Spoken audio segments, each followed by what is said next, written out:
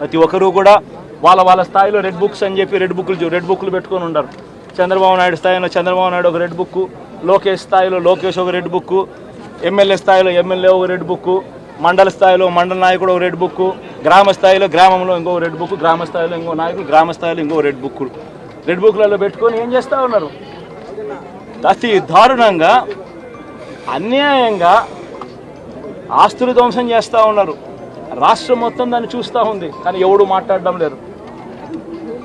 దొంగ కేసులు పెడతా ఉన్నారు, పోలీసులు ప్రేక్షక పాత్ర పోషిస్తూ ఉన్నారు. దొంగ కేసులు పెడతా ఉన్నారు, వాళ్ళే కొడతారు, మన ఇటువైపున కేసులు పెడతా ఉన్నారు. రాష్ట్రం మొత్తం ఇది చూస్తూ ఉంది.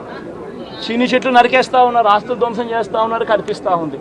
ఎమ్మెల్యేలు ఏకంగా జేసీబీల మీద పొక్లేన్ల మీద ఎమ్మెల్యేలు స్వయంగా తీసేసి ఏకంగా పోయి బిల్డింగులు పగలగొట్టే కార్యక్రమాలు చేస్తూ ఉన్నారు. ఇంతటి దారుణంగా నిజంగా చేస్తూ ఉన్నారు అని అంటే ఎల్లకాలం ప్రభుత్వం మీది కాదు, ఎల్లకాలం రోజులు మీయే ఉండవు చంద్రబాబు, అది గుర్తుపెట్టుకో. మీ పాపాలు పండుతూ ఉన్నాయి వేగంగా. ప్రజలు దీన్ని క్షమించని పరిస్థితుల్లోకి వస్తారు. ఖచ్చితంగా మీకు బుద్ధి చెప్పే పరిస్థితులు రోజులు కూడా ఉంటాయి. శాతనైతే మంచి చేయండి, మంచి చేసి ప్రజల మనసులు గెలుచుకుని ఓట్లు ప్రజల మనసుల్లో స్థిరస్థాయిగా నిలబడే కార్యక్రమం చేయండి. కానీ తప్పుడు రాజకీయాలు ఈ మాదిరిగా నువ్వు ఒక్కరివే చేస్తావు అనుకుంటా ఉన్నావు.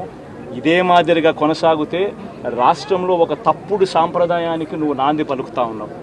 నువ్వు వేసే ఈ బీజం, నువ్వు వేసే ఈ తప్పుడు సాంప్రదాయం, రేపొద్దున నువ్వు వేసే ఈ బీజం చెట్టు అవుతుంది. రేపొద్దున నువ్వు ఏదైతే ఇత్తుతావో అదే పండుతుంది. రేపొద్దున మళ్ళీ మీ గ్రామాలలో మీ కార్యకర్తలకు ఇదే పరిస్థితిని ఇదే మాదిరిగానే మళ్ళీ జరిగే కార్యక్రమాలు కూడా జరుగుతాయి. అటువంటి తప్పుడు సాంప్రదాయాలు దయచేసి ఇప్పటికన్నా ఆపండి. నాయకులుగా ఉన్న మనలాంటి వాళ్ళం ఇలాంటివి ప్రోత్సహించకూడదు. ఇలాంటివి ఎవరు తప్పు చేసినా తప్పు అని చెప్పే కార్యక్రమం నాయకులుగా మనం చెయ్యాలి. కానీ దగ్గరుండి ఈ మాదిరిగా ప్రోత్సహించడం అతి దుర్మార్గమైన కార్యక్రమం. దయచేసి దీనికి ఫుల్ స్టాప్ పెట్టే కార్యక్రమం ఖచ్చితంగా చెయ్యండి చంద్రబాబు అని చెప్పి సందర్భంగా మరొక్కసారి చంద్రబాబును ఈసారి హెచ్చరిస్తున్నామని కూడా చెప్తా ఉన్నాం. ఈసారి కోరడం లేదు, హెచ్చరిస్తున్నామని కూడా చెప్తా ఉన్నాం. ఇదే మాదిరిగా జరుగుతూ పోతూ ఉంటే మాత్రం ఎవరైనా కూడా ఊరుకునే కార్యక్రమం జరగదు.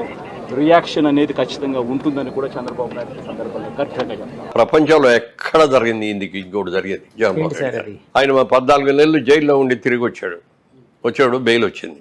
జనరల్గా ఎవరైనా ఇన్ని కేసు ఒక్క కేసు ఉన్నాడు, ఆయన ఇన్ని కేసులు కదా, ఒక్క కేసు ఉంటే బెయిల్ ఇస్తే 1 నెల ఇస్తారు, 2 నెలలు ఇస్తారు, 3 నెలలు ఇస్తారు, 6 నెలలు ఇస్తారు, సంవత్సరం ఇస్తారు. అంతకంటే ఎవడు ఇవ్వడు కదా. ఈయన 18 కేసులు ఉన్నాయి ఈయన మీద. 18 కేసుల్లో నెంబర్ 1 ముద్దా ఎవరంటే ఈయనే. అలాంటి ఆయనకి ఎన్నేళ్ళు అయిందండి ఆయన బెయిల్ బయటకు వచ్చి? 10 ఏళ్ళు పైన అయింది కదా, 12 ఏళ్ళు అంత అయింది. ఇన్ని రోజులు అసలు బెయిల్ ఎవడిస్తాడండి? మేనేజ్ అది రాకుండా చూసుకున్నాడు అంతే. ప్రతిసారి ఢిల్లీ వెళ్ళినప్పుడల్లా ఏదో ప్రత్యేక హోదా తీసుకొస్తాడు, లేకపోతే ఈ డబ్బులు తీసుకొస్తాడు, అవి తీసుకొస్తాడు, ఇది తీసుకొస్తాడు అని ఆయన తెచ్చేది ఏమీ లేదు. తన కేసులు ఎలా ఆపుకోవాలి, ఎలా రాకూడదు. ఈ 5 ఏళ్ళు జగన్మోహన్ రెడ్డి గారు ఎప్పుడు ఢిల్లీ వెళ్ళినా తన కేసులు పని మీద సొంత పని మీద వెళ్ళారు తప్ప.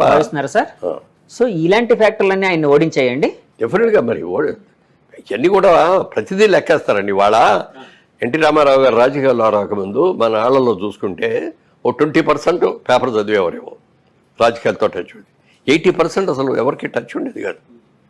అలాంటిది ఎన్టీ రామారావు గారు వచ్చిన తర్వాత ప్రతి వాళ్ళకిలో ఒక చైతన్యం వచ్చింది. రోజు మైక్ తీసుకెళ్ళి పెట్టండి, కూలి పని చేసే వాళ్ళ దగ్గర కూడా ధారాళంగా మాట్లాడేసేస్తారు. లేదండి, నేను చాలా సార్లు వెళ్ళినప్పుడు అద్భుతంగా మాట్లాడుతున్నారు. అద్భుతంగా మాట్లాడతారు. ఇద్దరు లేదు, రామారావు రాకముందు ఆ చైతన్యం లేదు ఎవరిలో. రాజకీయ చైతన్యం తీసుకొచ్చింది ప్రజల్లో, ముఖ్యంగా పేదవాళ్లలో ఎన్టీ రామారావు. ఆయన ఎంత నిజాయితీగా ఉన్నాడో అంత మించిన నిజాయితీతో చంద్రబాబు నాయుడు గారు కూడా ఉన్నారు. నందమూరి వారి కుటుంబం మీద కానీ, నందమూరి వారి పిల్లల్లో ఇప్పుడు బాలకృష్ణ గారిలో కానీ, చంద్రబాబు నాయుడులో కానీ ఏ రోజున ఏదైనా ఒక్క అవినీతి కేసు ఉందో ఒక్కడన్నా? గాలికి వెళ్ళే వాళ్ళు కేసులు పెట్టవచ్చు, నా మీద కూడా పెట్టవచ్చు. నాకు ఇంతవరకు నా మీద ఎప్పుడు ఏ విధమైన కేసులు లేవు. నీతిగా ఉన్నాం కాబట్టి, ఇన్నేళ్ళు బట్టి ఉన్నాం. రియల్ ఎస్టేట్లో ఉండి ఏమీ లేదు. ఇన్కమ్ ట్యాక్స్ డిపార్ట్మెంట్లో ఏ రోజున మాకు ఇది రాదు. అన్నీ కూడా పర్ఫెక్ట్గా కట్టేస్తాం మేము. అందుకని మేము మా మీదకి రావు. మరి అలాంటి ఆయన అన్ని కేసులు ఉన్న ఆయన ఇన్నేళ్ళు ఎలా ఉండగలిగాడండి? ఎలా మేనేజ్ చేశాడండి? ఏదైనా పాపం పడాలి, టైం రావాలి. ఇవాళ ప్రజలందరూ కూడా అది గుర్తించి అది తెలుసుకొని చేసిన తప్పులు తీసుకొని మనం యునానిమస్గా వేయాలన్నారు. ఎలక్షన్ అయిన తర్వాత కూడా ఎవరు ఇంత మెజారిటీ వస్తాయని ఎవరూ ఊహించలేదు సార్. బాబు గారు ఏమైనా ఊహించారా సార్ ఇలాంటి మెజారిటీ? బయటపడ్డా ఆయన ఎప్పుడు అంటే మీతో, అంటే మీ నాయకులు మీతో కానీ గెలుస్తాం మనం అన్నారే తప్ప మనకి ఎంత మెజారిటీస్ వస్తాయి, ఇన్ని సీట్లు వస్తాయి అనేది ఎవరు అలా చెప్పిన ఏకైక వ్యక్తి కేకే. కేకే సర్వీస్. అవును, కిరణ్ కోటి ఎంత బాగా మరి ఇద్దరు తెలియదు కానండి, అతను కూడా కలుసుకోవాలని అనుకున్నాను. ఎంత బాగా చెప్పాడండి. లాస్ట్ టైం ఓడిపోయినప్పుడు జగన్మోహన్ రెడ్డి గెలిచినప్పుడు బాగానే ఇట్లాగే చెప్పాడు. అవునండి, ఆయనకి ఎన్ని సీట్లు వస్తాయి మేమే అనుకుంటాం. చంద్రబాబు నాయుడు గారికి రాకుండా ఎవరు ఇస్తారు? 20 వస్తాయి. అన్నారే మీరు బోల్డన్ చేసామని చెప్పి ఈయన చంద్రబాబు నాయుడు గారు కూడా ఆ రోజులు అన్నారు, మనం పసుపు ఇచ్చాం బోళ్ళ మందికి, ఎలక్షన్ ముందు 10,000 చెప్పి ఇచ్చాము, మహిళా ఓట్లన్నీ మనకు వచ్చేస్తాయన్న. కానీ ప్రజలు ఏమన్నారు తెలుసండి, ఆయన 10,000 ఇస్తే ఆయన సొంత డబ్బులు ఇచ్చాడా? గవర్నమెంట్ డబ్బులే కదా మాకు ఇచ్చింది. ఆయన ఏదైనా సొంత డబ్బులు ఇస్తే అప్పుడు ఆలోచిస్తాం దాని గురించి. ఎవరు సొంత డబ్బులు ఇస్తే వాళ్ళకి ఓటేస్తామన్నారు. ఇవాళ జగన్మోహన్ రెడ్డి గారు ఇచ్చింది ఆయన సొంత డబ్బులు ఇచ్చాడా? ఉంటే మీటర్ ఒక్కడమే కదా ఆయన చేసింది. మీటర్ ఒకటే రోజు దారిమటెళ్ళి రిక్షా వాడినో లేకపోతే కూలి పని చేసుకునే వాడిని పిలిచేవాడు, ఏ బాబు ఇదిగో ఇక్కడ నొక్కు అంటే నొక్కుతాడు. కానీ నొక్కటానికి డబ్బు ఎలా సంపాదించాలి, ఇన్కమ్ ఎలా తీసుకురావాలి, ట్యాక్స్లు ఎలా పెరగాలి, మన వాళ్ళకి కావాల్సిన అవసరాలన్నీ ఎలా తీరాలి, ఇవన్నీ తెలుసుకొని చేసేవాడే నిజమైన ముఖ్యమంత్రి తప్ప, ముఖ్యమంత్రి అంటే ఏంటి? ఇన్ని లక్షల మంది, మనకి కోట్ల మంది, ఇవాళ ఇన్ని కోట్ల మంది యొక్క సమస్యల్ని, కష్టాల్ని, సుఖాల్ని, పిల్లల భవిష్యత్తుని తీర్చిదిద్దవలసిన ఒక పవిత్రమైన బాధ్యత ఉన్న వ్యక్తి ముఖ్యమంత్రిగా ఉండాలి. అలా ఉన్నవాళ్ళే ఉంటారు లాంగ్ మీటింగ్. సార్ మొన్న మధ్య ఒక మాట అయితే వినిపించిందండి, చంద్రబాబు గారు ఇప్పుడు సూపర్ 6 అని పెట్టి, అంటే జగన్మోహన్ రెడ్డి గారు ఇచ్చే పథకాల కంటే ఇంకా అద్భుతమైన పథకాలు ఎక్కువ డబ్బు ఇస్తామని చెప్పి జనాలకి, అంటే మేము ఫలానా పథకాలు అందించబోతున్నాం. ఇప్పుడు పెన్షన్ అనుకోండి 4,000, ఇప్పుడు 3,000 ఎంత వస్తుంది వృద్ధులకి పెన్షన్, 4,000 ఇస్తామన్నారు బాబు గారు. ఏప్రిల్ మే నెల నుంచి ఇచ్చేస్తామన్నారు. సో ఇలా రకరకాల సూపర్ 6 అని పెట్టారు, చాలా ఎక్కువ వెల్ఫేర్ అనేది ప్రకటించారు. అప్పట్లో వైసీపీ నాయకులు ఒక మాట అనేవారండి, అంటే మేము జగన్మోహన్ రెడ్డి గారు ఇస్తూ ఉంటే చంద్రబాబు గారు ఈ ఆంధ్రప్రదేశ్ని ఒక శ్రీలంకలా చేస్తున్నారు, ఒక సోమాలియాలా చేస్తున్నారు అని చెప్పి విమర్శించేవారు బాబు గారు. అలాంటిది ఇప్పుడు ఆయన మాకంటే ఎక్కువ పథకాలు ఎలా ఇవ్వగలుగుతారు? అంటే ఆయన ఇప్పుడు ఇస్తే ఈ ఆంధ్రప్రదేశ్ శ్రీలంక అవదా, సోమాలియా కాదా, అంటే ఆర్థికంగా చితికిపోదా అని ఒక క్వశ్చన్ అడిగేవారండి. దానికి మీ సమాధానం ఏంటి? దాని సమాధానం, ఆయన ఇన్కమ్ ఎలా జనరేట్ చేయాలి అనేది ఆయనకి తెలిసినట్టుగా ఎవరికి తెలియదండి. మీరు చూస్తూ ఉండండి, 1 year తిరిగేటప్పుడు ఎన్ని కొత్త ఇన్స్టిట్యూషన్స్ వస్తాయి, కొత్త ఇండస్ట్రీస్ వస్తాయి. తర్వాత ఇంకోటి పెద్దది ఏంటంటే, ఇప్పుడు తెలంగాణ ఉందనుకోండి, హైదరాబాద్, సికింద్రాబాద్ ఉంది, వరంగల్ ఉంది, నిజామాబాద్ ఉంది, మంచి సిటీస్. ఏమంటే అదేవిధంగా చూసుకుంటే తమిళనాడులో చూసుకుంటే మెడ్రాస్ ఉంది, కోయంబత్తూరు ఉంది, సేలం ఉంది. కేరళ చూసుకుంటే త్రివేంద్రం ఉంది, బ్రహ్మాండమైంది. మన కర్ణాటక పక్కన ఉన్న కర్ణాటక చూసుకుంటే వాళ్ళకి బెంగళూరు ఉంది, మైసూరు ఉంది. మనకి ఏముందండి ఆంధ్రప్రదేశ్కి? ఏముంది? ఒక సిటీ చెప్పండి. మీ నోటితో మీరు ఒక సిటీ చెప్పండి. హైదరాబాద్ మనకి ఆంధ్రప్రదేశ్లో ఏముంది? ప్రస్తుతానికి ఉన్న దాంట్లో అయితే విశాఖపట్నం ఒకటే అండి. విశాఖపట్నం కూడా, దాన్ని కూడా చంద్రబాబు నాయుడు గారే దానికి కంపెనీలు అయ్యింది తీసుకొచ్చి అక్కడ పెట్టించి, ఎందుకంటే దానికి ఒక అద్భుతమైన సిటీ వైజాగ్ అనేది. సముద్ర బొడ్డు బోల్డ్ అనేది ఆయనకి దాని మీద ఎన్ని ప్లాన్స్ ఉన్నాయో చెప్పడానికి లేదు.